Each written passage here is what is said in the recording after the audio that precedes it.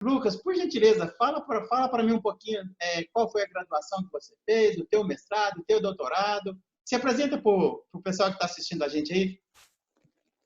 Bem, obrigado aí, Demival, pelo convite. Olá a todos que estão assistindo a gente pelo YouTube. Eu sou o professor Lucas Gesta e eu sou professor de História do Cristianismo. Minha área de atuação hoje e de pesquisa é História do Cristianismo. No doutorado eu estou trabalhando um pouquinho de Cristianismo no Oriente. Eu trabalho uma junta de missões no século XIX, calvinista, que foi fazer missões no Oriente e acabou encontrando um grupo de cristãos assírios, né, que é uma das igrejas mais antigas do mundo. E lá eles estabeleceram uma missão de quase 4 décadas e uma grande ligação com aqueles cristãos orientais, que isso gerou diversos livros e publicações, inclusive gerou a futura migração, né, dessa comunidade assíria durante a perseguição dos turcos, né, quando os turcos fazem o extermínio dos cristãos orientais durante a Primeira Guerra Mundial, a migração dessa comunidade assíria para os Estados Unidos, né, salvando, né, boa parte da vida de centenas de famílias ali. Então, minha área é a História do Cristianismo. Eu sou professor da Faculdade Batista do Rio de Janeiro, coordeno uma pós em História do Cristianismo aqui, e sou professor da cadeira de História do Cristianismo da Faculdade das Assembleias de Deus, a FECAD. E toda a minha pesquisa, vida, é a História do Cristianismo e vertentes que se ligam a isso. Legal. Lucas, depois que me indicaram você para bater papo aqui no meu canal, trocar umas ideias sobre a história do cristianismo, eu fui fuçar no seu canal. No seu canal, fui assistir umas lives que você faz aí, e eu falei, pô, eu preciso fechar minha ocular, fechar meu foco aqui, porque é tanta coisa interessante. E eu já estou há um certo tempo, depois de conversar com vários teólogos, eu comecei a desenvolver um certo interesse pela igreja oriental. E eu vou começar a entrevistar o pessoal que estuda eu chamo de teologia oriental, nem sei se é correto falar isso, você que vai me ajudar, porque eu me matriculei em algumas disciplinas, embora eu seja engenheiro civil, da Faculdade Teológica Batista aqui de Campinas, eu e a minha esposa. Dois velhinhos lá de 60 anos, a gente foi lá e se matriculou, justamente porque eu gosto muito de buscar conhecimento de várias áreas. E eu vi que pouco se estuda, cara, aparentemente, pouco se estuda a patrística oriental. E eu queria focar com você, conversar com você um pouquinho sobre a patrística oriental. Sair do Agostinho, de tanto se fala em Agostinho, tem até uma playlist sobre o Agostinho, gosto demais, estou buscando uma quantidade enorme de pesquisadores de Agostinho de Hipona sobre múltiplas visões sob a perspectiva da teologia, da história, da filosofia. Está virando um acervo aqui. Mas com você, eu queria que você me falasse. Quando a gente fala de patrística, ali da história, da antiguidade tardia, né, mais ou menos ali, depois se entra quase na Idade Média, de que igreja que a gente está falando quando a gente fala dessa patrística? Me explica isso. Eu tenho falado bastante isso aí nas redes. Eu gravei um vídeo sobre pais da igreja, de qual igreja, né? Um vídeo que teve bastante acesso aqui no meu canal do YouTube. Também gravei um podcast para o Perspicast sobre isso. Na verdade, isso reflete o estado do conhecimento da igreja ocidental, né? Então, tanto entre católicos quanto entre protestantes, o que se conhece basicamente é a história da igreja na Europa, né? E o que eu venho falando aí já há alguns anos é que o cristianismo não é europeu, o cristianismo é oriental. O cristianismo ele nasce, tanto o cristianismo em si quanto a teologia cristã nasce na Ásia e na África. Tá? Os 3 grandes centros de onde surgiu e saiu toda a teologia do mundo é a Antioquia da Síria, Alexandria do Egito e Cartago, que é o norte ocidental da África, né? Então, esses são os 3 grandes centros de produção de toda a teologia mundial. E todo o desenvolvimento que a gente tem aí nesses 20 séculos aí bate com a teologia produzida em algum desses centros, né? Lucas, Então, tanto há quanto eu vou te incomodar um pouco, fica à vontade. Se você quiser, eu corto, edito, mas de vez em quando eu vou jogar umas pimentinha aí. Você está querendo falar, cara, que a nossa visão teológica dentro das igrejas evangélicas, ela é míope e distorcida, cara? Assim, não é questão de ser míope e distorcido, é porque nós somos frutos da Igreja Católica, né? E a Igreja Católica é uma igreja que ela surge e se desenvolve bem isolada, né? Muita gente segue essa ideia que a Igreja Católica surgiu lá na Antiguidade e assim, sempre teve cristianismo na Europa e a Igreja de Roma existe muito tempo, muitos anos antes de Pedro ou Paulo terem pisado lá, né? Já era uma igreja a mais importante antes de Pedro ter chegado lá ou Paulo. Então, mas a Igreja Católica Apostólica Romana é um fenômeno da Idade Média, né? Ela surge ali na que a gente chama de Primeira Idade Média. Então, a Idade Média é o fenômeno de isolamento da Europa, né? De interiorização da Europa, de feudalização. Então, a Igreja Católica ela surge lendo autores que eram lidos em latim, tá? Então, a Igreja Católica ela nunca, no seu surgimento, nos seus primeiros séculos, teve contato com as igrejas orientais. E a única igreja que ela teve contato até a idade das cruzadas, né, até a idade dela sair da Europa, a única igreja que a Igreja Católica teve contato foi a Igreja de Bizâncio, né? Que é uma igreja oriental, não é a igreja oriental, é uma dentre as várias igrejas orientais. Então, a Igreja Católica ela nasceu e surgiu só sabendo da existência de uma igreja, né, que é a Igreja de Bizâncio. Vamos colocar assim, né? É claro que se sabia da existência das igrejas da África, cópita, etíope, até há uma certa confluência, mas a Igreja Católica ela nasceu, surgiu sua teologia, surgiu sua história eclesiástica, surgiu tendo como referência a Igreja de Bizâncio. A Igreja de Bizâncio é uma igreja que se comunicava, que produzia, cantava, falava em grego, e a Europa não dominava o grego, não conheceu o grego até surgiu o Renascimento e o humanismo. Então, é natural que a Igreja Católica, a teologia católica tenha surgido lendo os autores que escreveram em latim, ou seja, Tertuliano para frente, e ficasse mais focada nesse grande divisor de águas que foi Santo Agostinho. Por isso que você ouve o tempo todo o pessoal estudando Santo Agostinho. Santo Agostinho é mais ou menos na base ali da Igreja Católica e da Igreja Protestante.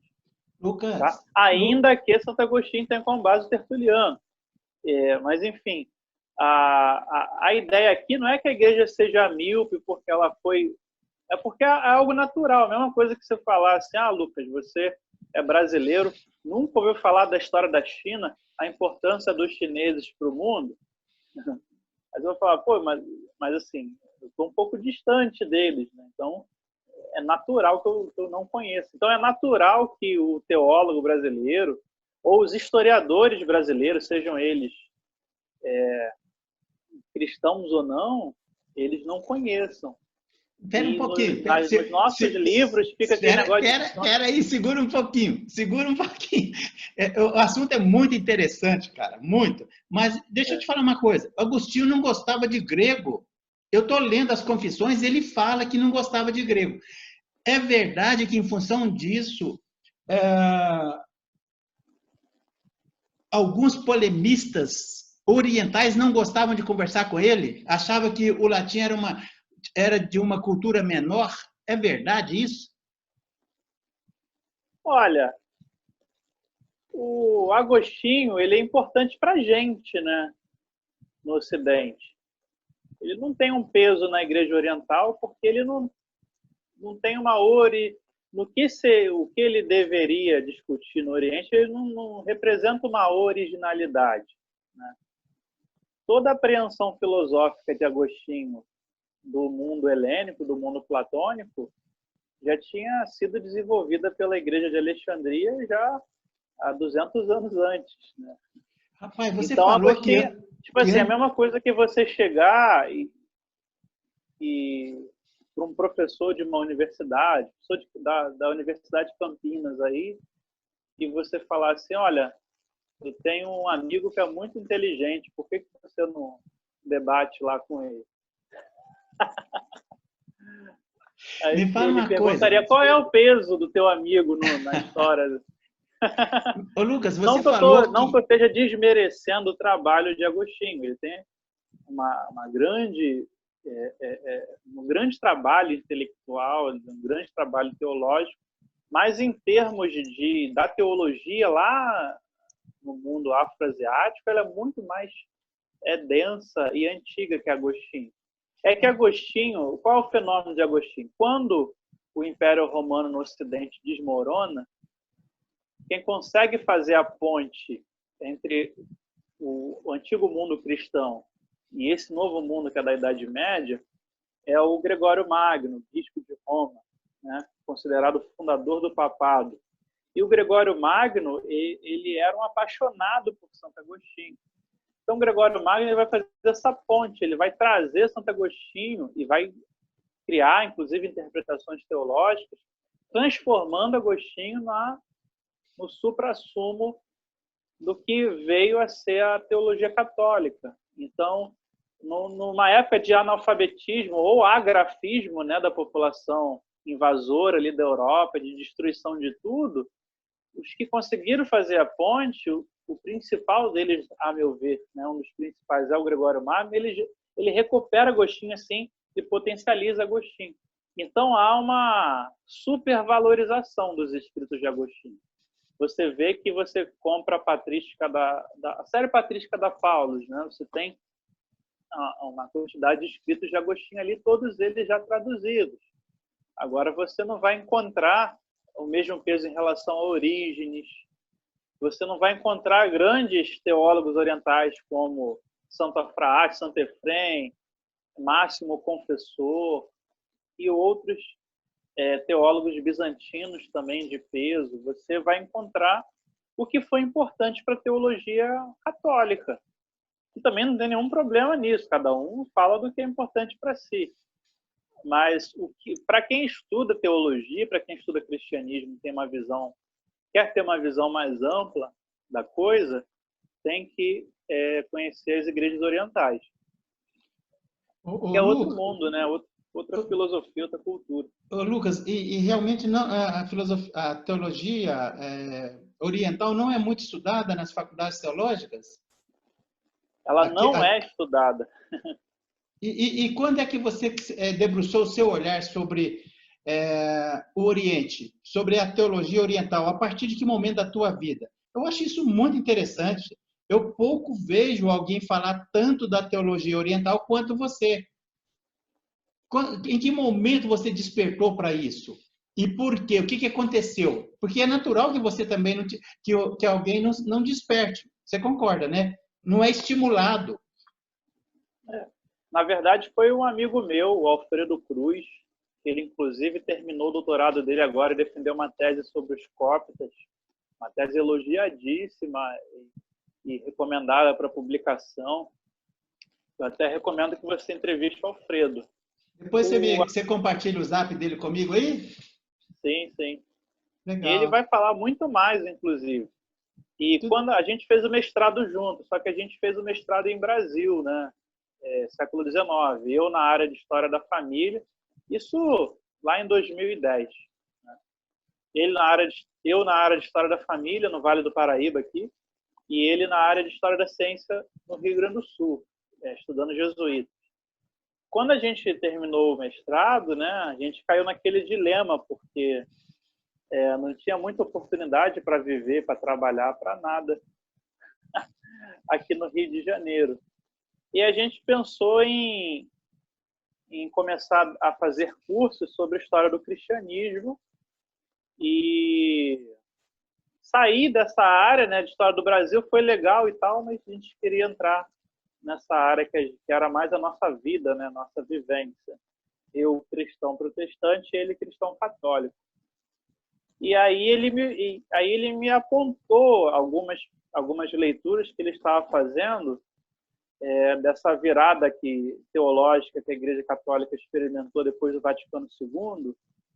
E ele me apontou um texto do Alberigo, uma revista, né, de teologia, em que o Alberigo escreveu um capítulo falando desse desconhecimento da Igreja Ocidental em relação às igrejas orientais. É uma revista da década de 70, de 1970. Aí a gente refletiu sobre aquilo e caímos dentro. Né? O Alfredo ficou, né, se especializou ali no lado dos coptas, na África e etíopes, né, mas o doutorado dele é sobre os coptas, e eu fui para a Ásia. Né? Eu me especializei nos siríacos e nos assírios. Então, aí já tem alguns anos lendo bastante coisa e descobrindo bastante coisa. Né? E principalmente conhecendo cristãos orientais que estão migrando, né, para o Brasil, famílias, né, de cristãos orientais e igrejas orientais que estão convertendo aí centenas de brasileiros aí. Essas igrejas ortodoxas, elas não são muito étnicas? A questão no Brasil? Sim. Primeiro que ortodoxo é complicado, porque todas as igrejas vão colocar o nome de ortodoxo, mas não é a mesma igreja. Em Jerusalém tem 14 igrejas ortodoxas diferentes. É em Jerusalém, na cidade de Jerusalém. Sim, mas não são igrejas assim, não é a mesma igreja. São igrejas que não se reconhecem às vezes como irmãs, excomungaram umas às outras no passado e tem doutrinas diferentes. É tipo igual aqui. É verdade que durante, ali pelo século 3, 4 e 5, alguns bispos chegavam a se esmurrar em função das polêmicas em relação à Trindade, à deidade de Cristo. É verdade que eles chegavam a se esmurrar, pai? Isso aí sempre aconteceu, né? Até hoje. Paz e amor foi só no século I, eu acho. Você consegue, você é um pesquisador, esse estranhamento, esse distanciamento em relação à pesquisa, você enquanto cristão, você consegue trabalhar bem isso? Olha, eu fiquei bem feliz de trabalhar um tema que está mais longe de mim. Né? E está lá no Oriente, uma igreja, né, bem oriental, 100% oriental e bem antiga, e uma igreja calvinista. Então, se encontrando, né? Então, eu estou afastado das duas. Eu não sou nem calvinista nem cristão oriental. O fato de eu ser cristão protestante me ajudou bastante no trabalho, porque é o contrário do que dizem, né? Você não precisa ser naturalmente afastado do objeto para você analisar ele mais cientificamente. O que você precisa ter é, primeiro, familiaridade com o objeto e ter um orientador e uma banca que te corrijam. Entendeu? Porque você está me surpreendendo, cara. Você está falando que não tem risco de contaminar o objeto da pesquisa? Achei interessante você falar isso. Se você tiver um bom orientador e uma boa banca, eles resolvem suas identificações ali e suas viagens. Porque eu vejo muita gente que estuda o cristianismo e não sabe nada, e fala um monte de bobagem mesmo, coisas erradas. E aí acabam passando em algum programa de mestrado, doutorado, e o próprio orientador também não conhece, e os projetos passam, porque tem uma metodologia correta. Né? Então, tem muita coisa errada sendo defendida, porque a academia no Brasil de história ela desconhece o cristianismo, basicamente, né? Pelo menos aqui no Sudeste. Então, não todos os professores, né? Tem muitos professores que são especialistas em cristianismo. Aqui nas universidades, por exemplo, aqui do Rio, você tem um núcleo bom. Na Unirio, você tem um núcleo bom, né? Na UERJ, na FRJ. Mas passa muita coisa ruim por conta desse desconhecimento. Então, eu acredito que se você é familiarizado com o seu objeto, é muito melhor fazer um bom trabalho do que você é alguém que não tem contato nenhum.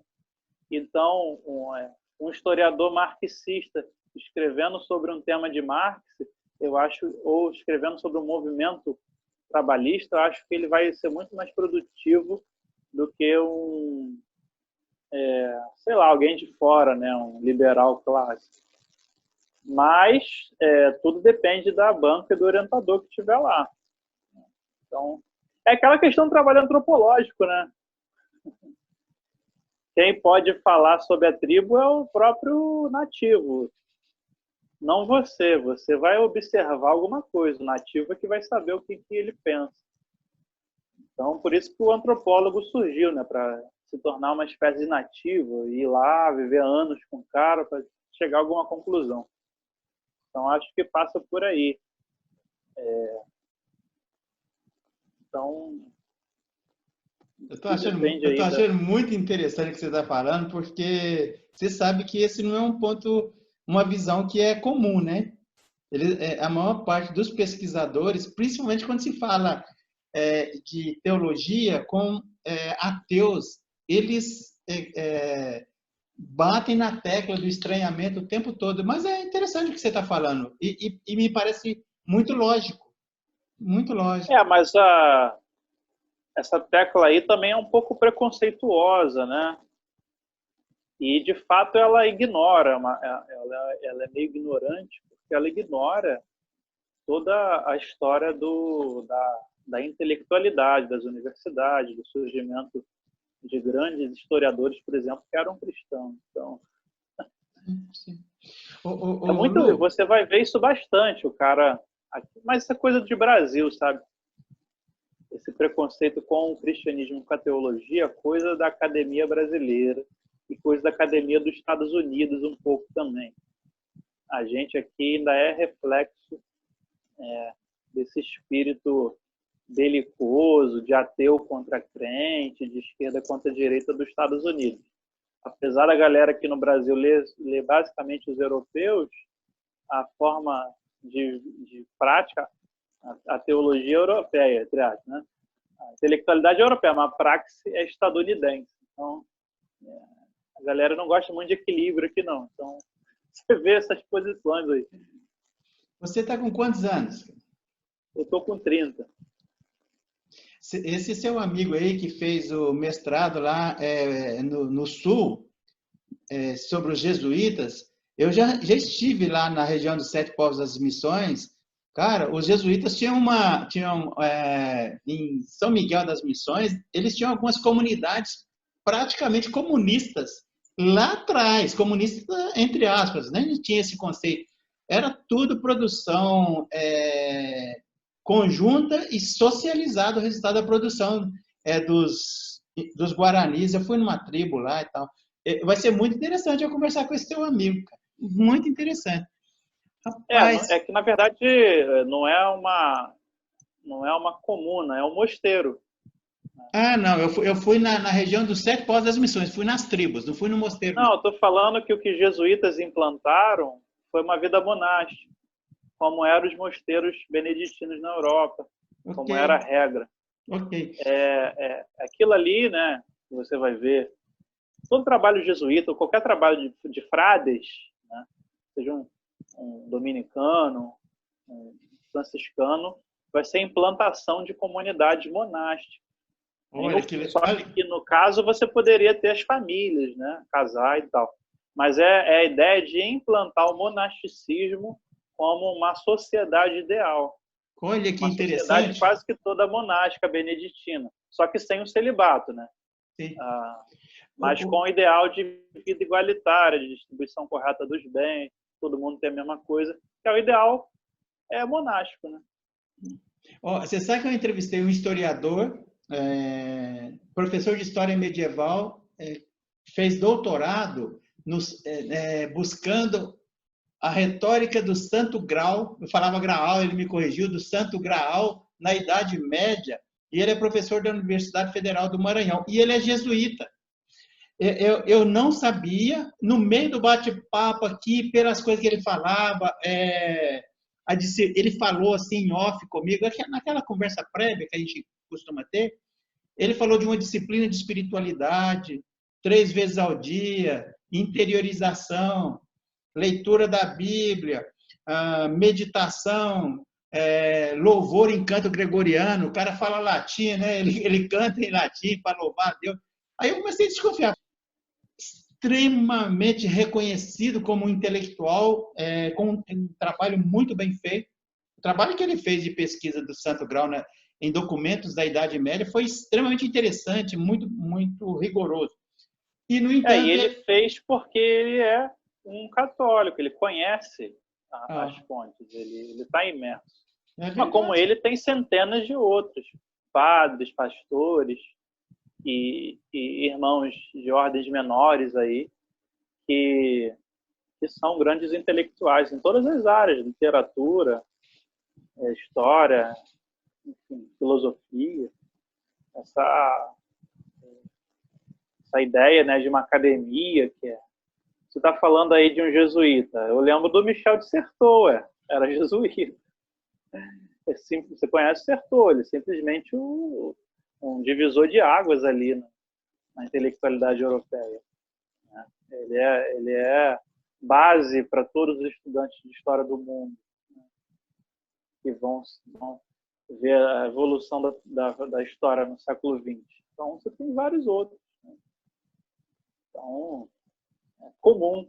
Só que aqui no Brasil tem esse negócio, né? Um espírito materialista, ateu aqui. É uma coisa esquisita, né? Por que a Academia do Brasil foi assim? Mas, enfim.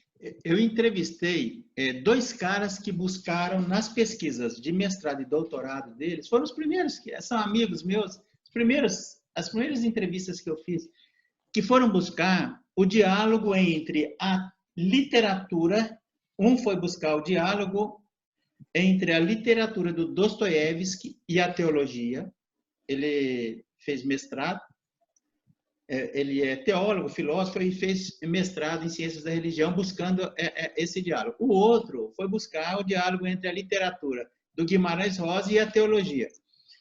Os 2 falaram exatamente o que você está falando.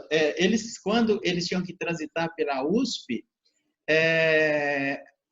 quando iam dialogar com pesquisadores da USP, eles eram olhados como intelectuais de segunda linha, cara.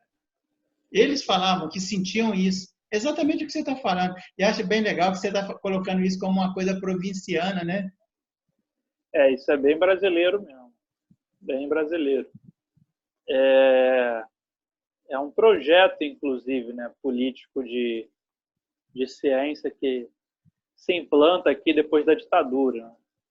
Então, não é acaso. É um projeto político materialista, né? Enfim, deu no que deu. Acho que foi mais prejudicial para a intelectualidade brasileira. E essa guerra toda aí política em torno das universidades hoje está estourando por conta disso. A universidade virou um campo de militância e pouco equilíbrio. Não que não tenha diversos professores universitários e coordenadores que sejam judeus, cristãos, umbandistas, católicos, seja o que for. Né? Meu próprio orientador, ele é judeu e praticante, enfim, se apresenta no grande templo aqui do centro da cidade, né, nas suas conferências, às sextas-feiras. Então, a universidade tem, no Brasil, continua tendo seus pesquisadores que também são religiosos. Aí não é excludente, não. Graças a Deus. Mas tem preconceito, sim. Né? Eu nunca sofri, graças a Deus, nunca sofri preconceito.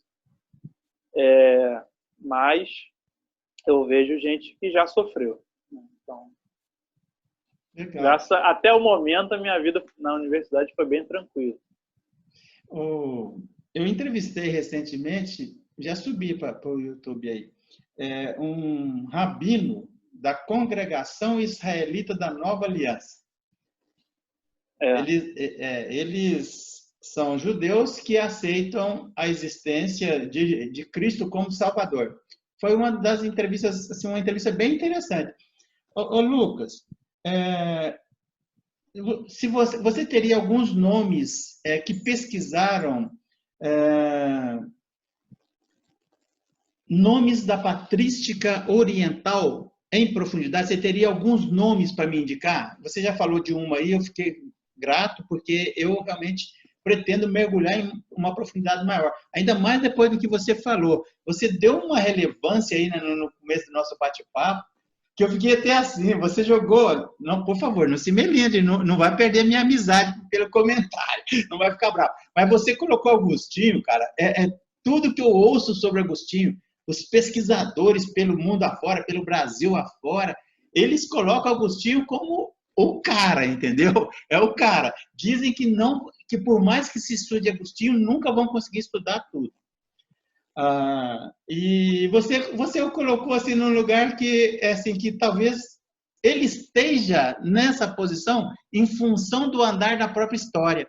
E acho legal, interessante essa tua visão. Ela é muito clara.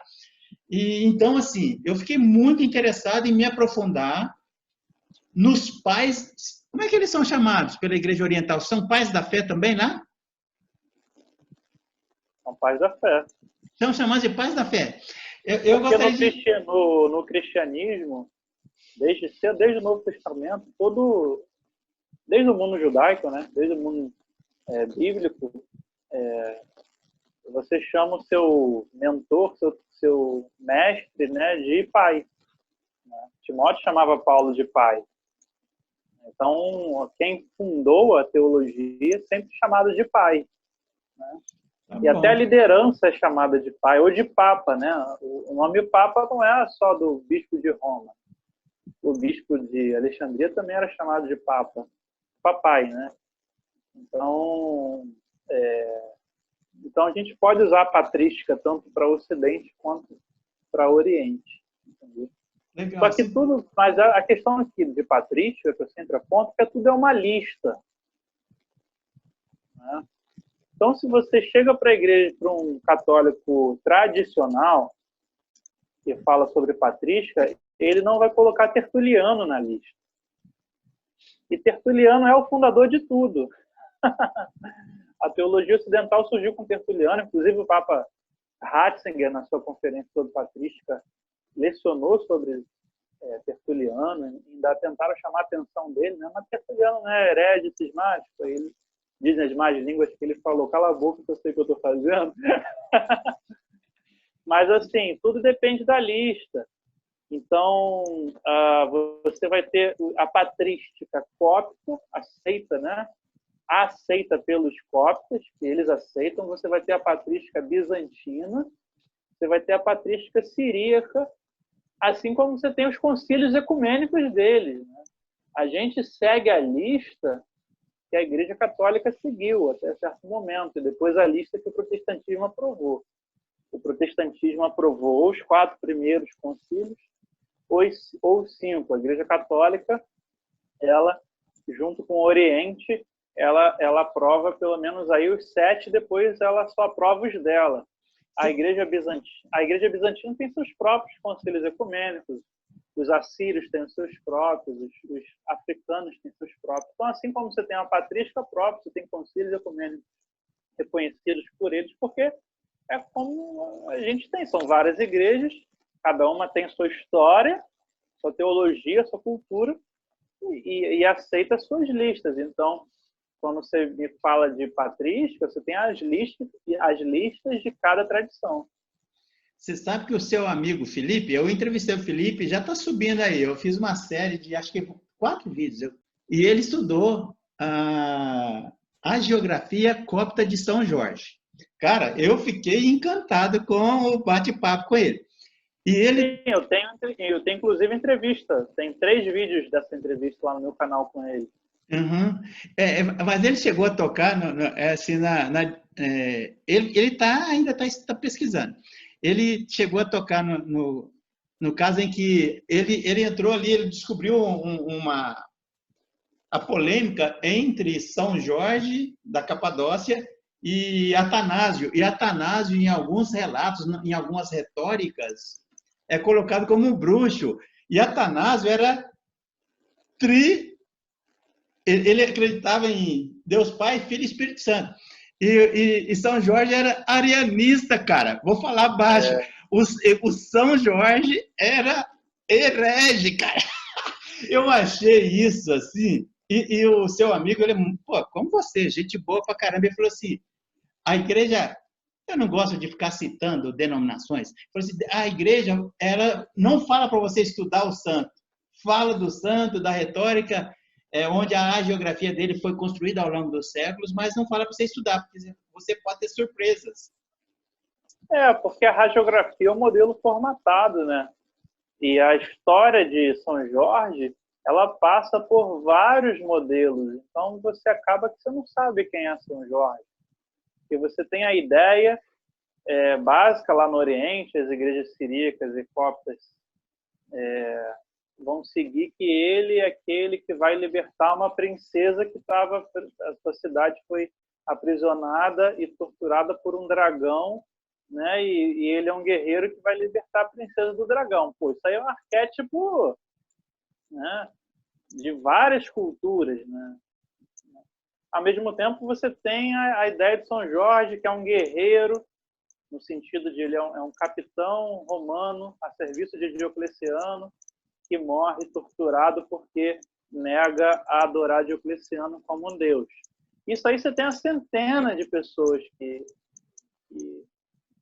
morreram da mesma situação, na mesma época de Diocleciano. Então você junta uma história com a outra. E ao mesmo tempo, aí o Felipe ele pega as pesquisas antigas de um problema que é complicado, do arianismo ali, da ideia, né, de um ser bruxo, de um ser ariano, né? Essa ideia do bruxo tem a ver a ideia do Simão, que comprava as coisas, queria comprar o dom do Espírito Santo com dinheiro. Então você acaba que o personagem realmente existiu, um Jorge, líder cristão muito importante. Agora, quem ele foi, fica muito complicado. E se você é uma pessoa que tem uma fé mais piedosa, você não vai querer mexer nesse vespeiro, né? Sendo São Jorge um santo tão importante, assim como todos os santos, né? Eles são recheados do que o Felipe fala, da radiografia. Radiografia são modelos formatados que geralmente são copiados e colados e passados. Você acaba encontrando o mesmo modelo em várias pessoas que falam, e todo mundo é igualzinho. Na verdade, não é a ideia a ideia é que aquilo ali é o modelo de cristão que você tem que ser. Então, você vai ver muitas coisas parecidas. Desde Santo Antão, né? Basicamente, toda a história de monges famosos que você for ver vão seguir o modelo da radiografia de Santo Antão, escrita por Atanásio. Então, que se baseia um pouco na tentação de Jesus no deserto. Aliás, a tentação de Jesus no deserto, Mateus é base para montar as radiografias dos monges, importantes. Então, isso aí indica, né, que o cristianismo ele criou uma literatura. Isso é outra coisa muito importante. Né? Muitas religiões escreveram nas literaturas que já existiam no mundo. O cristianismo ele criou suas literaturas mesmo. Ô, Lucas, você falou uma coisa aí que eu fiquei curioso, mas eu não quis te interromper, mas eu vou voltar lá. Você falou que quando Paulo e Pedro chegaram em Roma, o cristianismo já estava lá há muito tempo, né? Deixa eu colocar pontuais cronologicamente como uma forma. Ele já estava lá, cara? Quando Paulo manda a carta para os romanos, ele nunca tinha ido lá. E é a carta que ele vai debater a alta teologia, enquanto para as outras igrejas ele vai dar esporro e dar esculacho, e vai ensinar o beabá. Para os romanos é a igreja que ele está debatendo alta teologia, está super feliz com a igreja lá, só tem elogios, e no final ele tem uma lista de gente que que lidera aquela igreja maior do que todas as outras listas, né? Aos Coríntios. Ô, Lucas, Então, e tem registro que a igreja... histórico de quem chegou lá, cara? Não, ninguém sabe. As igrejas começam de judeus que se convertem lá em Roma. E essa história das até qualquer apóstolo chegar lá... Uhum. Ô, Lucas, vou mandar algumas décadas para frente aí, né? Caminhando para o fechamento. Tem registro histórico das reuniões dos cristãos no século II e III, se reunindo nas catacumbas lá no Império Romano, cara? Registro histórico e arqueológico, né? Está lá até hoje. Mas tem muito historiador que nega essas reuniões e os encontros lá dentro. Eles negam, falam que não tem comprovação dos encontros. Mas tudo bem, né? Não, as catacumbas de Priscila, as catacumbas de Priscila e Calixto, você observa pintada no teto toda a ideia litúrgica daquela comunidade cristã que é muito judaica. Na verdade, é um judaísmo, né, passando por uma etapa de cristianismo. E você observa que em determinados espaços mais amplos, você tem a prenúncia da liturgia cristã ali pintada. Então, não era um lugar que você tinha cultão com 100 pessoas que todo mundo morreria sufocado, né, por tratar de catacumba. Mas haviam celebrações ali. Agora, quais pessoas que iam, quantidade, né, não dá para saber. Legal. Mas você vê na arqueologia isso. Você não é uma suposição. Tá? Então, mas o melhor lugar de culto que existia nas igrejas do século I eram as casas. Isso aí, geralmente as casas que eram sinagogas convertidas. Né? E a sinagoga, na verdade, hoje existe sinagoga. Na época você tinha a casa do homem mais rico da comunidade judaica, que ele cedia a sua sala, né, seu espaço maior, para haver celebração. E isso acabou se tornando a sinagoga. E quando esse homem se converte, ele transforma aquilo num centro de reunião cristã. Né? Mas quando não tinha a Bíblia, né, ainda lia a Torá, ainda fazia os rituais judaicos, estava num processo de migração. Você vê um pouco disso nos Atos de Pedro. Né? Então, nos Atos de Pedro mostra isso. A comunidade estava na casa de um homem cristão, e aí chega um gnóstico e convence que Pedro era o herege, o gnóstico era o ortodoxo. Pedro é expulso da casa. Então, fala-se dos cristãos nas catacumbas. Realmente tinha lá reunião e está lá o registro arqueológico. Mas, sobretudo, são as casas que são os principais lugares de reunião dos cristãos. Templo é uma coisa que só muito mais tarde. Legal. Lucas, eu quero te agradecer por separar esse tempinho para a gente bater papo aí. Muito obrigado. Um abração, viu? Legal, obrigado. Foi um papo muito legal, muito interessante. E espero aí que a galera goste. Quem quiser me acompanhar lá no canal, professor Lucas Jesse. Ok. Legal, cara. Então tá bom. Tá bom, então. Valeu, cara. Obrigado um abração. Você. Um abraço. Tchau, tchau. Tchau.